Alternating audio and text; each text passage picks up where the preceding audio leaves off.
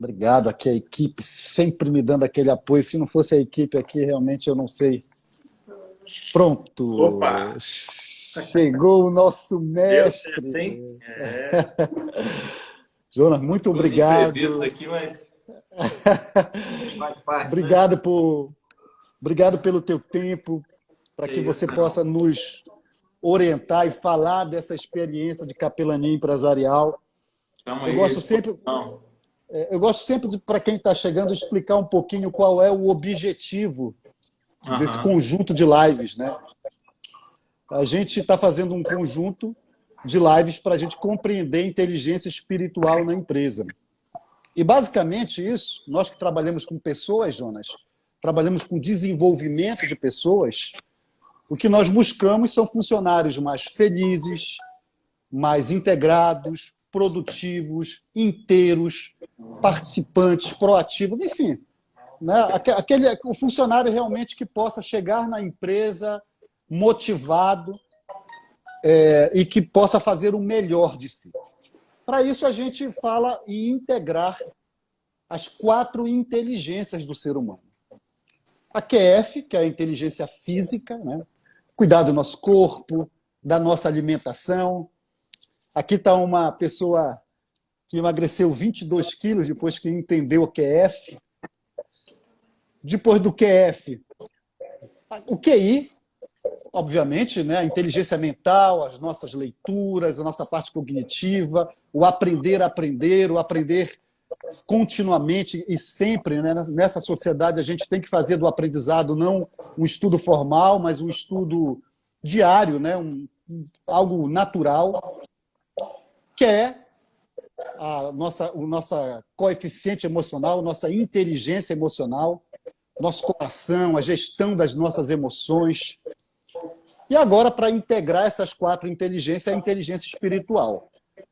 Algo muito novo para as organizações. E quando eu falo novo, Jonas, eu digo porque algumas palavras como fé, propósito, integridade, caráter, sentido, elas não são tão comuns assim dentro das práticas do desenvolvimento pessoal.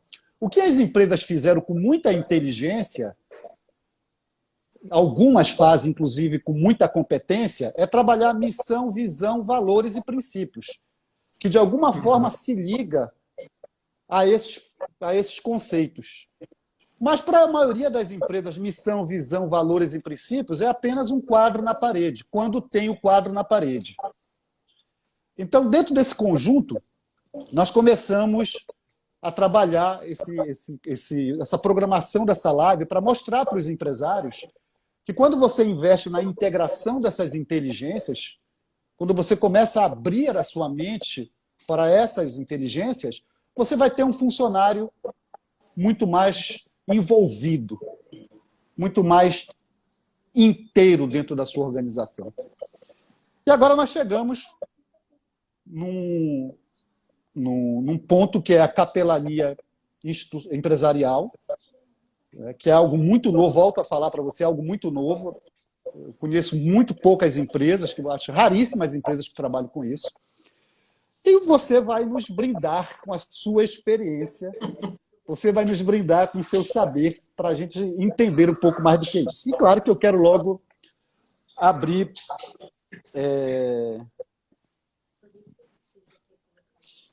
a gente quer abrir já o momento para que você faça a sua apresentação, por favor.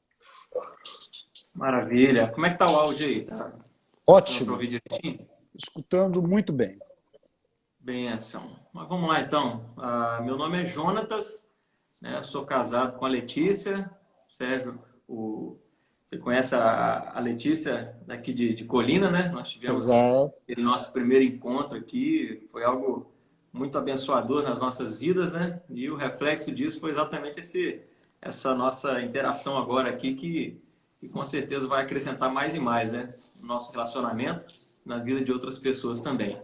Mas nós estamos aqui servindo a Deus na Igreja Presbiteriana de Laranjeiras. Sou pastor aqui na Igreja Presbiteriana de Laranjeiras e estamos aqui já no nosso 3º ano, né? abençoando a vida de pessoas ali, sendo abençoado por muitos. E isso é muito bom, a gente perceber essa reciprocidade, né? Bacana a gente conviver com pessoas no meio de um povo que entende que o serviço deve ser feito de forma integral, né? O ser humano, assim, e a gente passa por todas as situações, todas as fases de nossa vida, apoiado, claro que em Deus, em Jesus, mas também ao lado de pessoas, né, que estão conosco ali, sempre nos abençoando. Estamos aqui, né? Formei um seminário teológico da própria Igreja Presbiteriana, me formei em 2015, 4 anos de curso, entrei em 2012. Então, é basicamente uma faculdade ali, 4 anos, né, em que a gente tem esse olhar voltado realmente para a palavra de Deus e o pastoreio de pessoas, o cuidado de pessoas. E foi exatamente dentro desse curso teológico, eu fui estagiar numa igreja. O curso foi lá em Campinas, Seminário Presbiteriano do Sul, e eu fui estagiar numa igreja numa cidade próxima de Campinas, que faz parte da grande Campinas ali, a cidade de Americana, né? Sim. Provavelmente você conheça. Sim, E conheço. aí, na cidade de Americana, na igreja presbiteriana de Americana, eu conheci o trabalho de capelania empresarial. E aí aquilo já começou, né? Foi um start, assim, a partir de toda uma visão acerca do que era a capelania empresarial, do que é, porque até o momento eu só conhecia a capelania hospitalar, capelania prisional, capelania escolar, ou universitária também, né? Mesmo sentido aí. E essa questão da capelania empresarial chamou bastante a minha atenção. E Uau. ainda não imaginava, estagiando lá em Americana, que um dia eu fosse realmente entrar nessa área aí. Que boa, que legal. Claro que a próxima pergunta, já direto, né? Acho que está todo mundo querendo saber. Esse é o propósito aqui, esse é o principal objetivo, o principal porquê. O que é capelania empresarial, Jonathan? Onde é que Que é surge isso? capelania Como empresarial? é que surge isso? Qual é a história? Quando é que chega no Brasil? Qual é o tamanho disso? Pelo amor de Deus, dá forma para a gente nisso aí. Rapaz, eu sei que com toda essa história de entrar nesse universo da capelania empresarial, através do pastor lá da igreja de Americana, o pastor Edilanei, né, que me apresentou aí, e hoje eu faço parte de uma organização em que ele deu início a tudo isso, né, o pontapé inicial, e aí fomos convidados a participar com ele dessa organização, que é inclusive a organização que você entrou lá no Instagram deles, ou no site, não sei, e colocou aquele script lá, né, Exato, acerca da capelania, que é a Capelania exato. Empresarial mais um. Então, eu faço Exato. parte dessa organização, Ah, né? ok, E ok. estamos aí em algumas cidades do Brasil, né, oferecendo esse trabalho, mas como você falou assim, em respeito ao conceito, ao histórico da capelania, se a gente for realmente puxar tudo isso aí, é um assunto que vai mais de um vídeo, que vai mais de uma live, né? O histórico disso é muito interessante, né? Eu vou tentar resumir um pouquinho aqui, né? Eu estou com a minha colinha aqui, inclusive Por favor. porque dentro dessa realidade eu fui convidado para ministrar um curso acerca de capelania empresarial. Então, de repente, se for interessante, eu posso deixar o link, né, para aqueles que tiveram interesse de acessar. Nesse curso, a pessoa pode ter o alcance aí a outros tipos de capelania também, a prisional, hospitalar, escolar, universitária, enfim, você entrando no curso lá, você tem acesso a tudo isso. E a Ótimo. empresarial, que eu fui convidado a dar essa aula. Então, como que surgiu tudo isso, né? Até chegar na capelania empresarial. A palavra capelania, ela tem sua origem no latim e ela significa capa. Por que capa? Tudo isso surgiu a partir da história de um homem chamado Martinho de Tours, né? Um homem que posteriormente, né, a história toda que se desenvolveu ali através da sua vida, do seu exemplo, né, da sua conduta, sua postura de vida, né, a Igreja Católica canonizou esse homem, né, ele tornou-se ali um santo na Igreja Católica, mas como que foi a história disso tudo? Esse homem chamado Martinho de Tours, a história que conta aqui, quem fez a biografia dele foi um homem que viveu no tempo aqui, no mesmo tempo de Martinho de Tours, foi contemporâneo, e ele escreveu essa biografia dizendo o seguinte, que Martinho de Tours, desde a sua infância, teve esse desejo ardente, um desejo intenso de servir a Deus. Só que acontece o seguinte, eles se mudaram para uma região da Itália, né? Martinho de Tours nasceu na Hungria né? A sua família toda foi para a Itália porque, na época, cerca do ano 350, 340 ali, o Império Romano bombava ainda naquela época e o pai de Martinho de Tours fazia parte do exército romano.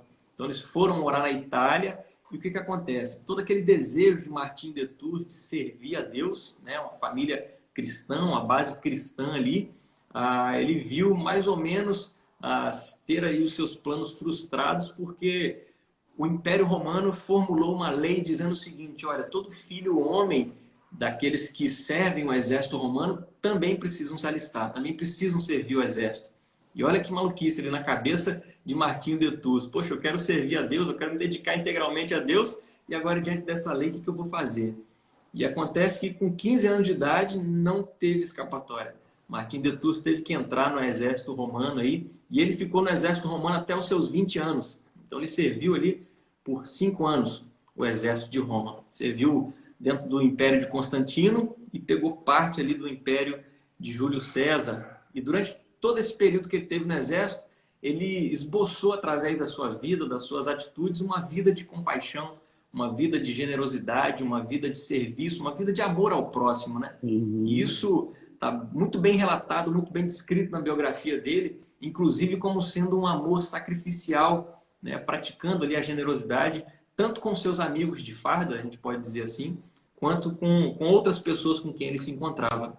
E aí a história, a biografia dele nos conta que chegou uma certa data ali, eles estavam situados em uma região da França, onde o inverno, de acordo com a biografia, foi o mais rigoroso que eles enfrentaram até o momento.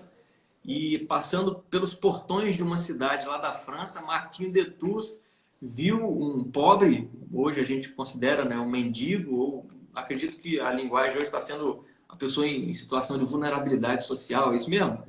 Exato, exatamente. Sociologia, enfim, tem usado esse termo aí. Martinho de Tours encontrou uma pessoa em estado realmente de vulnerabilidade. O homem estava praticamente nu, num frio de lascar. E o que Martinho de Tours faz? A biografia diz que ele tira a sua capa, né, o exército, a farda do exército romano compunha-se exatamente dessa capa que servia também para se cobrir do frio. Ele tira a sua capa, ele busca ali rasgar a capa dele ao meio e ele oferece então e dá aquela metade da capa para aquele homem que estava ali padecendo do frio, passando por aquela necessidade. E aí a biografia conta que muitos zombaram de Martinho de Tours, né? Agora ele que vai ficar desprovido aí, né? No meio desse frio, foi inventar de ajudar o próximo, agora ele está passando por uma certa necessidade também. Só que ao mesmo tempo que existiam pessoas zombando dele, tantos outros perceberam, poxa, eu passei aqui quantas vezes e eu não ajudei essa pessoa. Eu tinha condições de ajudar, não ajudei. E aí vem um cara de fora, uma outra realidade, de repente uma outra cultura, está aqui e ajudou, né? Foi bênção na vida desse homem aqui, sem qualquer expectativa, cheio de frustrações, pobre, largado, abandonado na sociedade, enfim.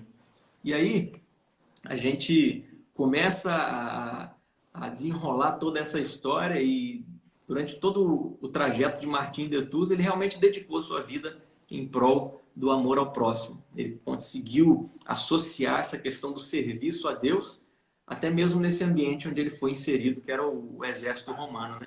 E aí, como Então, eu falei antes... Então o termo capelania vem dessa capa, Vem dessa capa. Vem dessa capa. Por quê? Como eu falei lá no início, Martinho de Tours foi canonizado. Ele foi transformado em santo pela Igreja Católica e a capa de Martinho de Tours, né, foi considerado como sendo uma relíquia. E a gente sabe que a Igreja Católica tem toda essa questão com as relíquias, né, até mesmo ossos de pessoas consideradas santos são relíquias, bens, objetos pessoais dessas pessoas consideradas santos. E aí o que acontece? Por conta dessa questão da capa de Martinho de Tours, a Igreja Católica designou alguns sacerdotes, alguns padres, como ainda não existiu o termo, né, mas a gente pode colocá-los aqui como sendo os capelães. Por quê? Eles eram os guardiões dessa capa de Martinho de Tours. E olha como é que a história foi se desenvolvendo. Onde era guardada essa capa? Era guardada num oratório.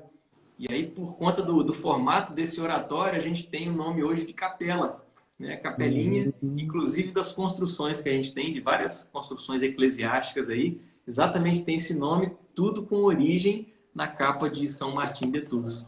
E aí, Legal. olha o desenvolvimento disso tudo na história.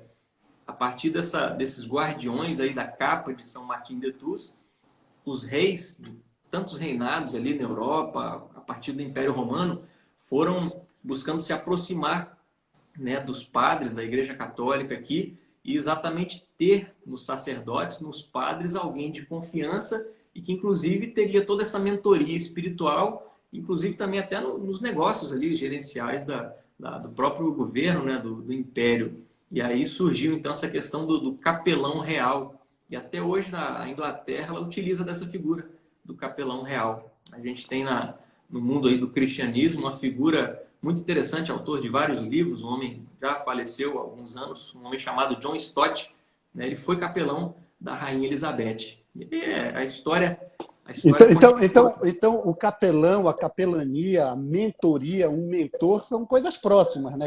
Tá ali Isso, tudo próximo, né? tudo próximo. E Ter- aí, é, como a gente viu, né, a capelania surgiu por conta disso, e aí o desenrolar da história, os capelães eles foram designados em primeira mão no auxílio do rei, e o rei colocou esses sacerdotes também diretamente no exército, né, do império ali, para poder auxiliar aqueles homens que estavam ali em guerra, longe das famílias, para poder levar uma palavra de consolo, de repente cuidar dos necessitados ali por conta de ferimentos durante a guerra. E aí surgiu então a capelania militar, né? Podemos dizer assim.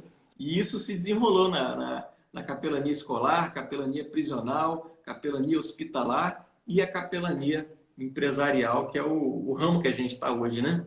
fantástica a história, porque você vê aí pelo menos eu senti isso na história que você contou, um ato de proteção, né? Um ato de você estar a dois, primeiro de tudo, quer dizer, você não está só, mas você tem uma outra pessoa ali que também está compartilhando com você aquele momento que você está passando, né? Quer dizer, aquele homem no frio, ao tirar a capa, né, ele também compartilha das suas dores, porque muitas vezes a gente precisa entender o conceito. A gente estava falando até com a Cláudia Pantoja, que está aí Fala, Cláudia, que está na live aí também. A gente vinha falando nas outras mentorias sobre o conceito de empatia, compaixão, e essa diferença entre você ser empático e você ter compaixão, né? Então, pelo que eu entendi, nesse movimento, nesse início, ele teve compaixão, né? Ele tirou da sua capa, ele não só foi uma pessoa empática, ele tirou da sua capa e também acabou vivenciando o frio junto com ele, não foi, Jonathan? Claro, claro. Ele Interessante. agiu em prol do outro, né? Também sentindo na pele ali o que o outro estava sentindo, né? Muitas vezes a gente quer desenvolver a nossa inteligência emocional e a nossa inteligência espiritual, ambas inteligências, seja ela física, espiritual, emocional ou mental, ela se desenvolve com ação, né? Ela não se desenvolve só no campo do pensar também, né? Ok, eu já domino, mas eu tenho que agir, eu tenho que realmente agir. Eu queria agora entrar um pouquinho na organização, vou te colocar aqui numa situação, não sei se eu vou te colocar numa situação desconfortável. Vamos lá, vamos lá. Eu queria primeiro ouvir assim, qual a tua avaliação das empresas modernas? Eu quero dar um salto para cá. Você é uma pessoa que está em empresa, que está fazendo a capelania empresarial. Mas antes de a gente entrar especificamente na capelania empresarial, eu queria, do Jonathan, qual a tua visão das empresas hoje? Como é que você enxerga as organizações hoje, com as suas estruturas, o seu modelo de gestão, a sua forma de liderança? Me dá um pouquinho desse teu olhar, por favor. Bacana. A gente percebe que já há alguns anos se fala muito em ética dentro das organizações, né? E aí, dado-se a esse tema aí de grande importância, a gente percebe que tem crescido no meio das organizações, no meio das empresas. A gente vê, por exemplo, questões relacionadas à ética. A gente ouve as empresas falarem de responsabilidade ecológica, a gente ouve as empresas falarem de responsabilidade na questão da reciclagem de materiais, o uso racional de energia, a participação na sociedade de forma muito ativa ali em alguns movimentos comunitários, enfim, tantos outros temas contextualizados, né, diante do meio em que aquela empresa está inserida. A gente tem visto muito falar acerca de questões de éticas. E atualmente, algumas empresas, é claro que elas não fazem isso por si mesmas, mas a maioria, principalmente aqui as do Brasil, elas têm copiado muito o modelo lá de fora, né? Elas são muito embaladas por todo esse processo de desenvolvimento que outras empresas já fizeram e que são processos transformadores e por que não utilizar o mesmo processo, claro que atendendo às realidades locais, né? E aí exatamente essas organizações, essas empresas se voltam então para toda essa questão de ética, né? Baseada em tudo aquilo que já viram acontecer no primeiro mundo, chamado primeiro mundo, e aí elas começam a perceber e enxergar a realidade de que o ambiente do trabalho ele tem que ser um estímulo para a produtividade, né? Que empresário, que empresa não visa produtividade, né? E como Uhum, fazer isso acontecer? E aí tem se uhum, percebido em questões éticas um grande auxílio para toda essa uhum, questão de produtividade. E é exatamente uhum, em todo esse processo de planejamento estratégico que a ética e a espiritualidade cristã elas entram nessa jogada aí, auxiliando muitas empresas, né? A chamada responsabilidade social também acaba abrangendo os colaboradores, os funcionários ali, sendo um dos assuntos principais a ser tratados dentro dessa nova visão de mercado, né? Que prega que o ser ético, o ser socialmente responsável melhora o desempenho de marketing da empresa e com certeza melhora o lucro. Então é uhum. mais ou menos essa visão que eu tenho visto de muitas organizações, de muitas empresas, né? Elas não estão mais preocupadas simplesmente em produzir, produzir, produzir, sempre explorando o seu funcionário, mas elas têm percebido que questões éticas, como a gente percebe que na nossa sociedade hoje, as questões de direito do consumidor, a gente já tem desenvolvido essa área aí há muitos anos, né? E a gente sabe que as pessoas têm sido exigentes, né? Eu não sei você, Uhum. mas aqui em casa, minha esposa, principalmente, se acontece alguma coisa com algum produto, ela já liga pro saque na hora ali, já coordena com o direito. Não, agora as minhas filhas elas estão caçando, caçando assim qual é a empresa que usa animais em testes para Ah, testar produtos, né, como shampoo, creme. aham. Então elas já estão numa rede, quem estiver testando, elas já vão deixar de comprar e a rede já vai começar a Sim, divulgar quais são essas marcas que usam animais para teste, né, sim. dermatológico, essas coisas todas, né? É. Nos Estados Unidos chegou a ser feita uma pesquisa de que 90% dos consumidores que foram pesquisados ali, eles optam por comprar de uma empresa onde eles percebem e aquela empresa tem a sua ética como sendo algo tão elevado ali, e elas colocam isso em detrimento das outras, que não esboçam todo um relacionamento na sociedade de acordo com a ética. Então elas dão Uhum. preferência à compra de produtos daquela empresa que tem utilizado a ética. Então está sendo assim Legal, mesmo. legal. Quando a gente começa a trazer esses temas que, na maioria das vezes, são muito carentes nas escolas, nas próprias escolas, né? Conceitos como ética, valores, princípios, moral, né? Às vezes não são bem tratados na escola. Quando a gente chega nas organizações agora, esse assunto volta e volta como uma questão, como você falou, de obrigação.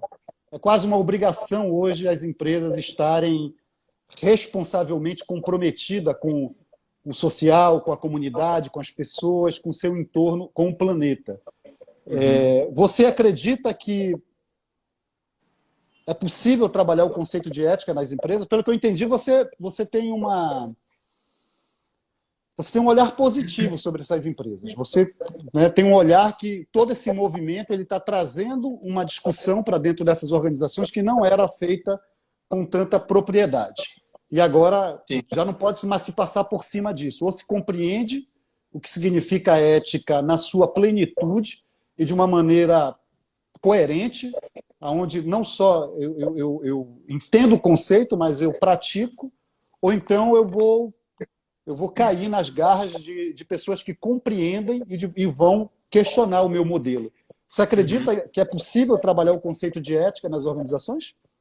Claro, é claro que é trabalhoso também, né? A gente sabe que aquele conceito de querer se dar bem em tudo tem sido deixado para trás, né? Alguns poucos têm brigado para sobreviver por conta disso, né? A gente sabe que as leis apertam, muitas vezes as brechas na lei fazem com que pessoas assim tenham proveito, né? Em relação a querer se dar bem em tudo, mas a gente começa a perceber e enxergar essa realidade da ética que tem realmente crescido no ambiente de trabalho, na questão da produtividade. A empresa quer produtividade, a empresa quer lucro e ela está enxergando que existe um fator essencial para que isso tudo aconteça, que não é o produto em si, não é a marca. As empresas estão entendendo que de fato são os seus colaboradores, são os seus funcionários, né? Que é considerado hoje, praticamente aí 100% das empresas, a gente pode dizer, que já consideram o funcionário, o colaborador, como sendo aquele bem mais valioso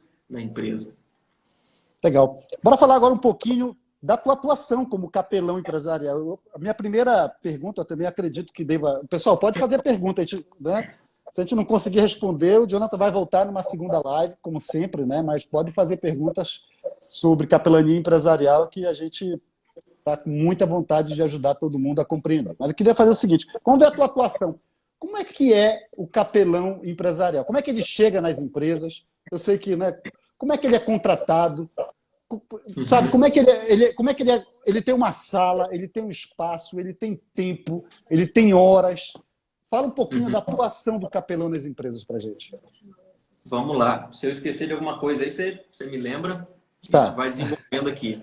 Mas hoje eu atuo numa empresa chamada Stone Palace, né? Uma empresa voltada aí para a venda de pedras ornamentais, mármore, granito. E a primeira empresa que eu comecei a trabalhar também era uma empresa do mesmo ramo. E aí o que acontece? Eu cheguei nessa empresa exatamente porque eu tinha esse conhecimento do pastor Edilanei, que deu esse pontapé inicial nessa organização, que é a Capelania Empresarial Mais Um. E aí acontece que essa empresa que eu fui capelão, fiquei por 2 anos lá, os 2 últimos anos, ela é uma filial de uma empresa americana. E aí, como eu disse, as empresas aqui têm copiado tudo, por que não as filiais também copiar tudo lá do primeiro mundo, né? E como isso já acontecia lá, de maneira natural, a empresa de lá disse o quê para a filial aqui? Vocês vão ter que funcionar no mesmo esquema, vocês vão ter que ter um capelão aí. E a empresa aqui começou a correr atrás disso.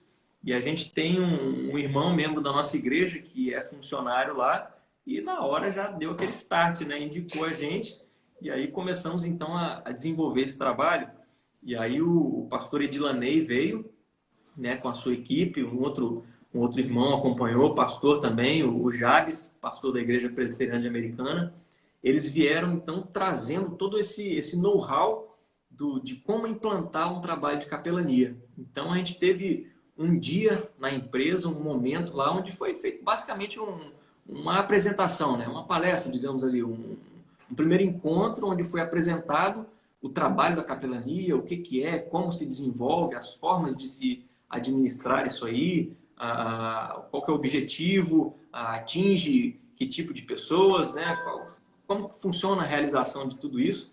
Então, feito esse primeiro encontro, essa primeira abordagem, a empresa lá deu ok, e aí nós começamos então com o trabalho de capelania, né? Teve-se um primeiro encontro então com os funcionários, né? O administrador ali da empresa, um dos diretores, junto com o setor de RH. A gente gosta muito de fazer isso em grandes empresas, né, que tem esse setor de RH aí. A gente gosta de ter essa vinculação, né, com o trabalho, porque eles vão dizer muito para a gente aonde estão as situações ali, como é que está acontecendo, para que a gente venha agir, né, de maneira proativa ali. E aí o que Mas que acontece? tipo... Tá.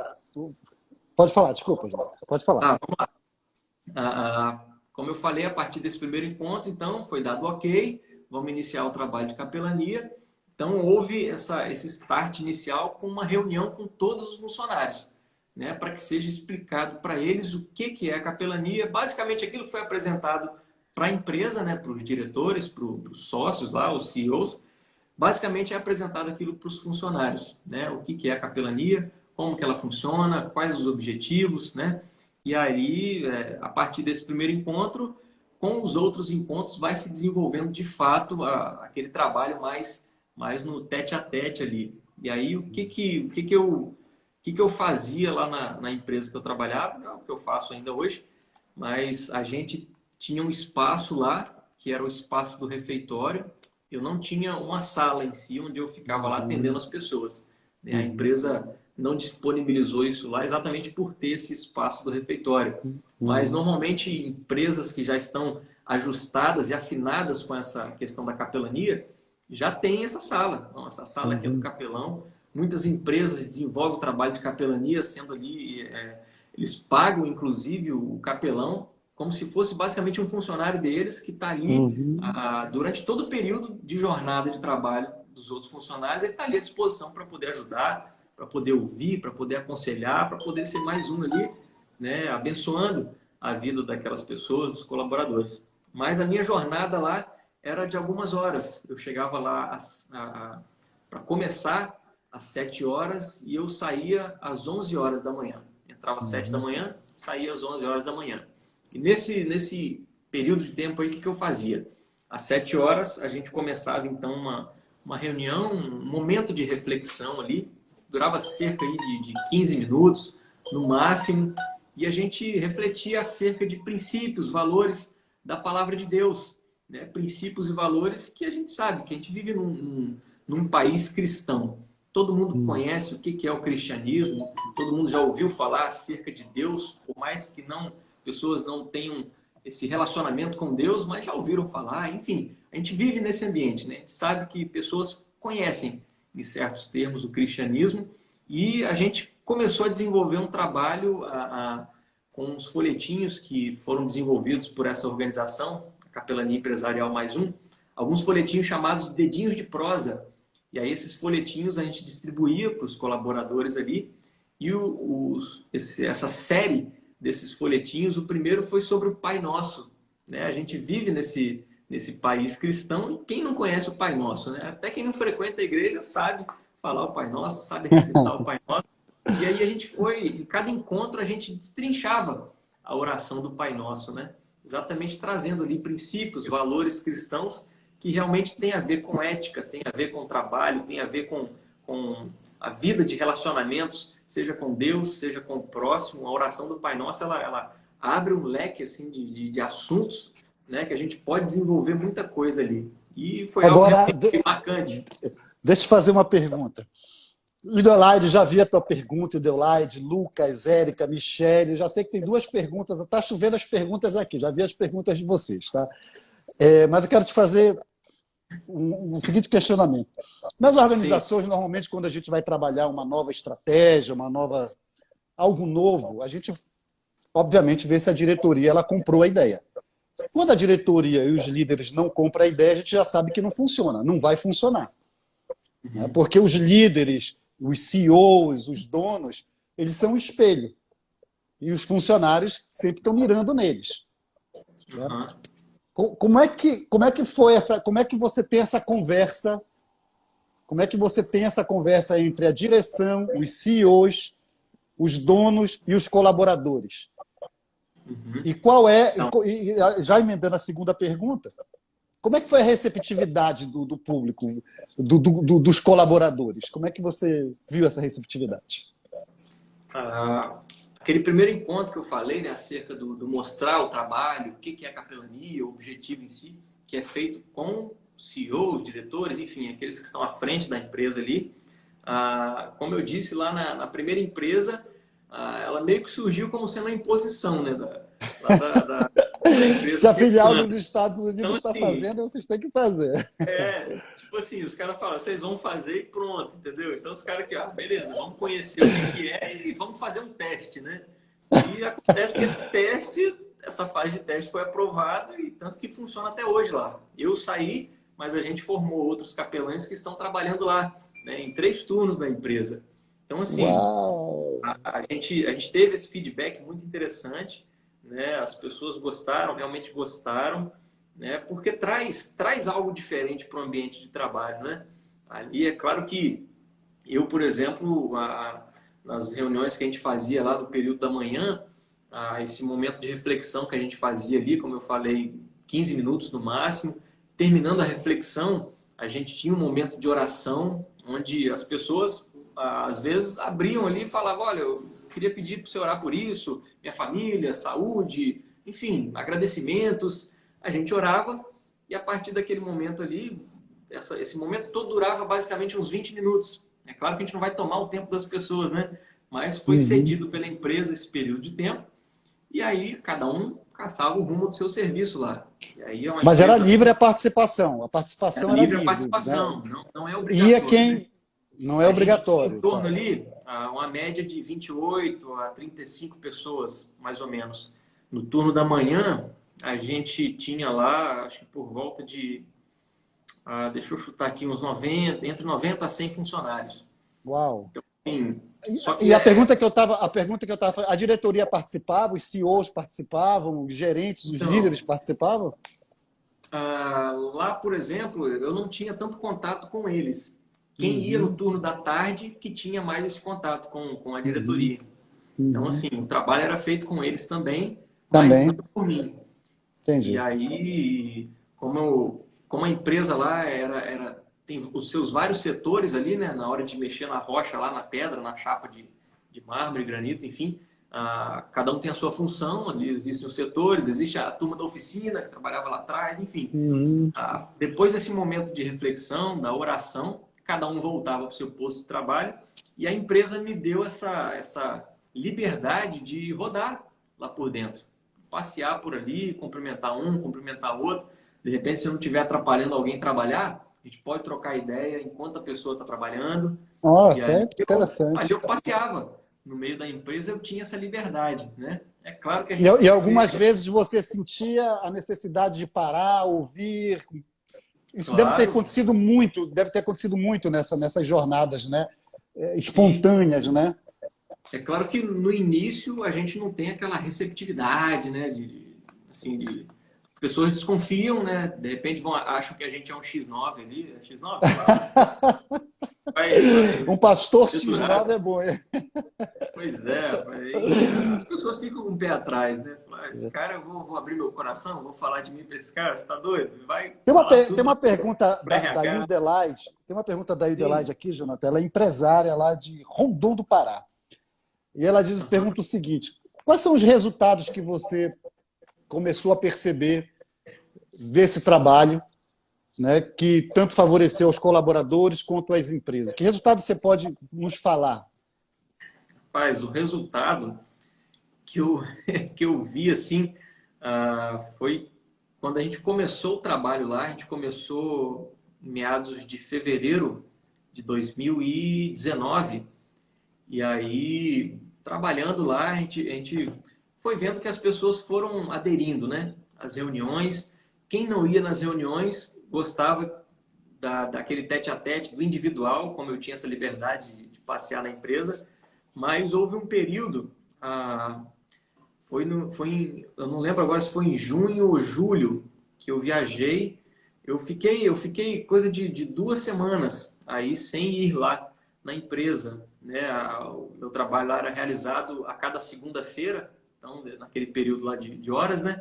Então assim, fiquei 2 segundas-feiras ausente, né? A gente colocou um substituto, mas em uma oportunidade em que eu estava viajando para ir para casa dos meus pais em Santa Teresa, né? Você provavelmente conhece a região lá.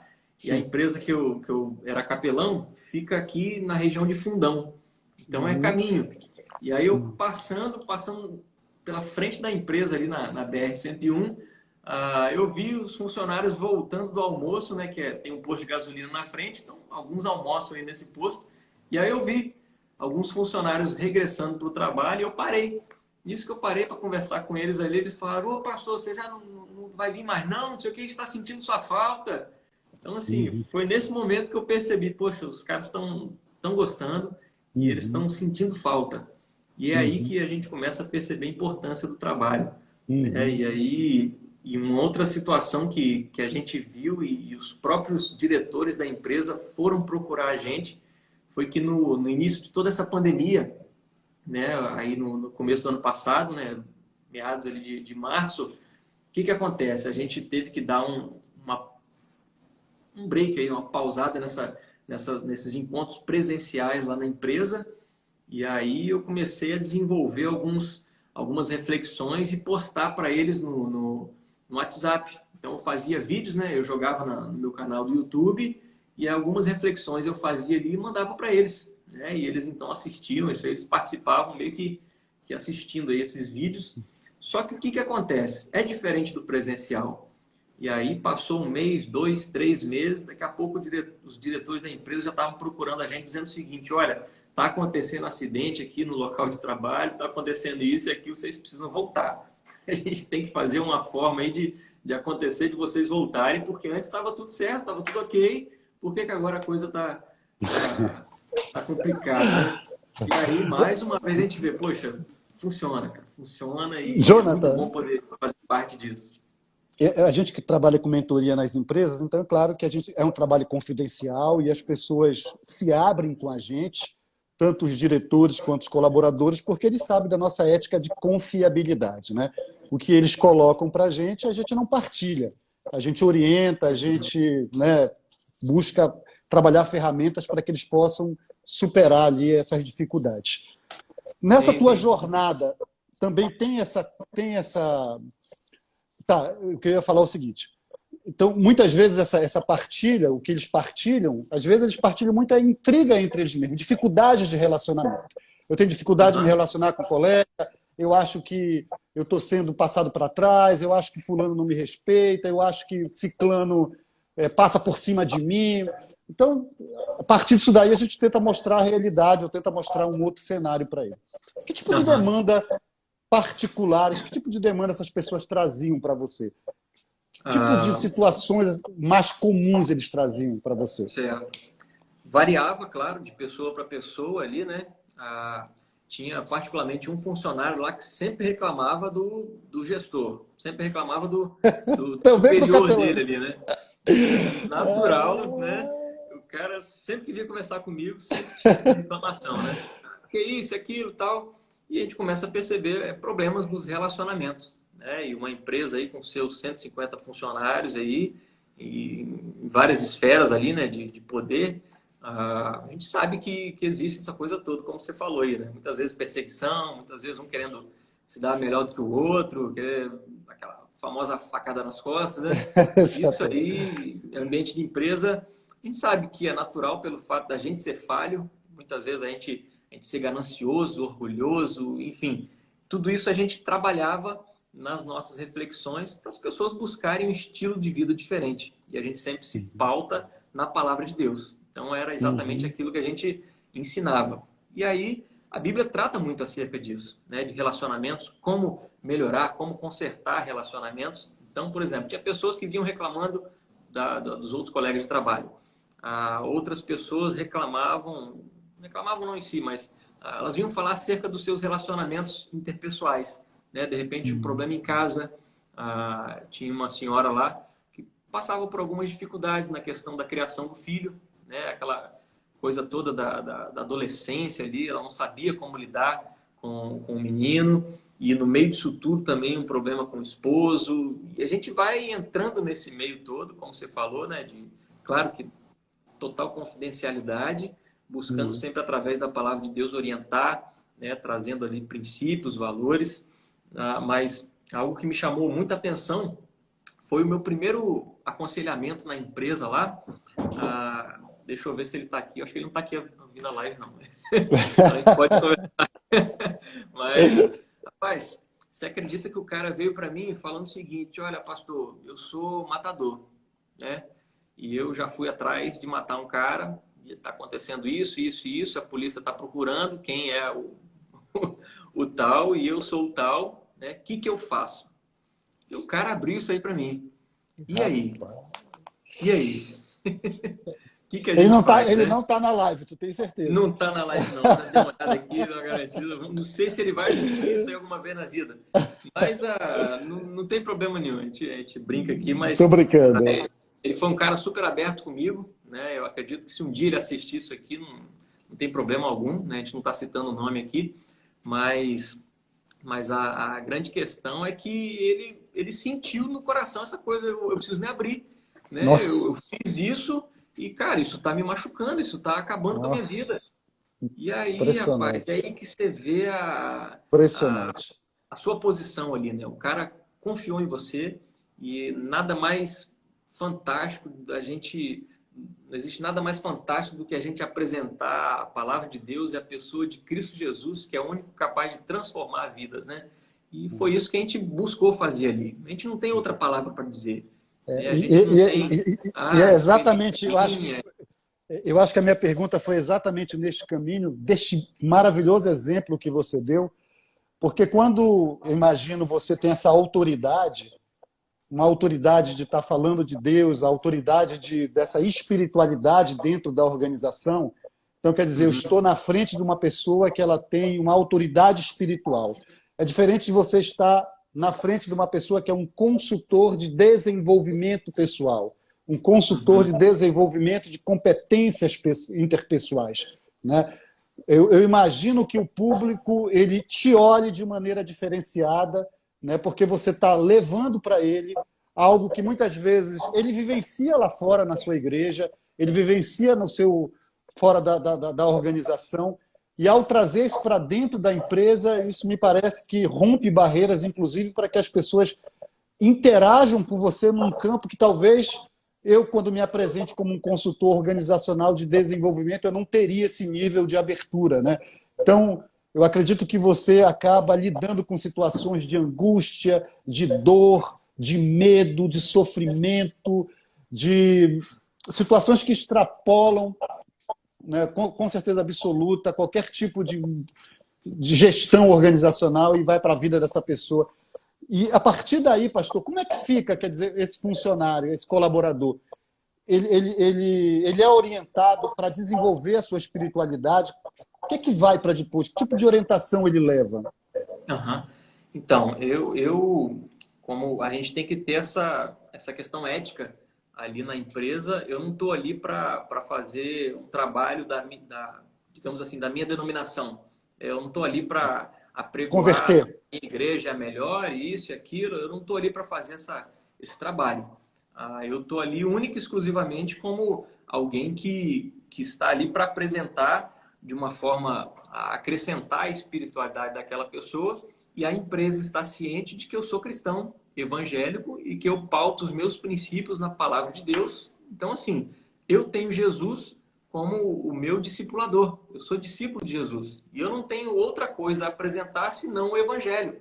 A graça de Deus em Jesus, que é o que eu creio, que a minha fé está firmada nele, que eu apresento isso para as pessoas sem a menor dificuldade, né? Sem medo, sem problema, sem qualquer outra coisa, sem qualquer Amém. restrição. E apresentando isso, né, o funcionário com certeza é levado a refletir acerca da sua vida. Né? Como é que eu tenho levado a minha vida? Como é que eu tenho conduzido a minha vida?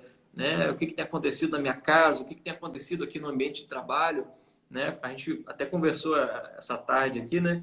Lembrando da última live, né, com a sua amiga, esqueci o nome dela, Cláudia Pantoja, inclusive Cláudia ela fez um Pantoja. comentário agora, realmente não é religião, e sim a sua doutrina de fé. Acabou de fazer um Isso. comentário. Bacana, Cláudia, é isso aí mesmo. Eu lembro que você falou, Cláudia, acerca dessa questão da integralidade do ser humano, né?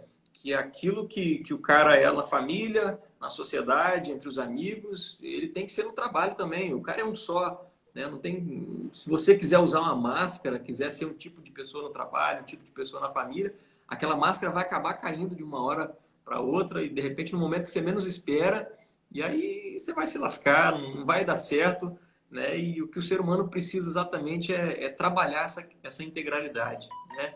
E perceber a sua dependência de Deus, que é aquele capaz de mudar a nossa vida, mudar a nossa história, nos dar propósitos, né? Objetivos de vida. E a palavra de Deus, a palavra dele mesmo nos ensina acerca disso, né? Porque a partir do momento que a gente se relaciona com Deus, né? A minha fé está firmada nisso aí. Então, o que eu creio é o que eu passo, né, para os outros. Então, se eu creio que a partir de um relacionamento com Deus, Ele me ensina como eu me relacionar com outras pessoas, e não só com pessoas, mas com coisas, né, com lazer, com qualquer outro tipo de coisa. É Deus que vai me direcionar e Ele que vai me ensinar isso aí. Então, é isso que a gente mostra para as pessoas. Quando eu me relaciono com Deus, eu consigo lidar com as outras É, coisas da vida. E isso eu inclui te, crises, isso inclui o luto, né? Demais perdas na vida da pessoa, angústias, como você falou aí, né?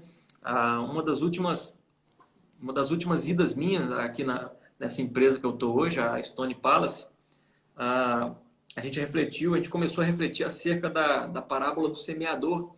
É uma parábola muito famosa, muito conhecida, né? O semeador saiu para semear E naquele tempo, o que acontecia? Jesus utilizava de parábolas, né? Exatamente histórias que estavam imersas na mente do povo. Eram coisas que todo mundo conhecia. Não tinha como a pessoa falar, eu nunca ouvi sobre isso. Né? Não, Jesus utilizava coisas ali, figuras exatamente que as pessoas tinham uma ideia. E ele conta, olha, o semeador saiu a semear. E como é que os caras faziam isso na época? Eles carregavam uma bolsinha aqui, né? Tiracolo, cheio de semente. O cara metia a mão lá, enchia a mão de semente e jogava no campo, assim, né? Não tinha aquela coisa que a gente tem hoje de fazer o negócio direitinho, né? Naquela cultura, tudo fazia milimetricamente calculado hoje. O que eles faziam? Aravam o campo inteiro, né? Mexia, revolvia a terra e as condições climáticas, a terra lá naquela região de Jerusalém, de Israel, ali do Oriente Médio, é uma terra meio que assim, de repente mais próxima ao nosso sertão aqui, né? E o que acontece? Aquele cara, quando jogava a semente, aí a parábola vai continuar a dizer o seguinte: um pouco de semente caiu à beira do caminho, um outro tanto de semente caiu no meio dos pedregulhos, outra caiu entre os espinhos e, por fim, algumas sementes encontraram o solo fértil, né? E a gente começou a falar primeiro sobre aquela que caiu à beira do caminho. Então, assim, a gente desenvolvendo essa parábola ali, quando a gente chegou no final dela, uma pessoa veio me procurar porque ela tinha acabado de receber a notícia do falecimento de um amigo. Acabou de receber aquela notícia. E ela falou, pastor, tudo isso que você falou agora foi para mim. Então, assim, é um negócio que a gente vê e né, não é que a gente se sente especial, mas a gente se sente usado por Deus, né? Amém. Porque, rapaz, eu estava ali na hora certa, no momento certo, trouxe a palavra certa, de repente não fez sentido para mais ninguém ali, mas para aquela pessoa fez diferença. Legal. E é isso que é interessante. Pô, Jonathan, faltam exatamente 5 minutos. Eu realmente quero. Nós falamos, inclusive, pela parte da tarde, né? Meu propósito de fazer essa live sobre inteligência espiritual é porque eu trabalho com desenvolvimento de pessoas há mais de 25 anos. E eu sempre trabalhei primeiro comigo, né? Para depois trabalhar com outro, né? A todas as inteligências, QF, inteligência física, inteligência mental, conhecimento, informação, inteligência emocional. Mas nessa pandemia eu senti o peso da falta da inteligência espiritual. Então, isso me abateu de uma maneira profunda ao perceber que eu não estava preparado espiritualmente para essa travessia que nós estamos fazendo agora. Então, eu imagino que tudo que a gente passa como consultor, a gente quer que as outras pessoas também aprendam. Então, claro, esse convite que a gente fez para você foi um convite de você relatar a sua experiência, que outros empresários eles possam também, sabe, acordar para esse desenvolvimento dessa pessoa, desse ser humano. E eu queria que você pudesse deixar essa última mensagem. Você tem aí 2 minutinhos para deixar uma mensagem para esse empresário que está aí, para sensibilizá-los nessa inteligência, por favor. Bacana. Olha, você que é empresário e quer ver algo diferente acontecer dentro da sua empresa, realmente busque alguém que esteja interessado em trabalhar com pessoas, em cuidar de pessoas, né, além de você. E muitas vezes você não vai ser visto, né, como aquela pessoa própria para fazer esse trabalho, né? E é por isso que surge, então, a figura do capelão. Eu não estou aqui vendendo meu peixe, mas a ideia realmente é essa, né? Que as pessoas muitas vezes não querem se abrir com o seu chefe, cara. Então, assim, você terceirizando esse serviço aí vai ser algo que você vai perceber, consequentemente, que vai ser abençoador na sua vida, na vida dos seus funcionários e, como nós falamos aqui, vai muito além da produtividade e do lucro. Vai acerca do ser humano, do viver, esse relacionamento, essa experiência de você estar com pessoas, né, e você agregar na sua vida valores, princípios que realmente vão ser algo transformador na sua vida. Então, te incentivo a isso, né, a buscar da inteligência espiritual para ser bênção.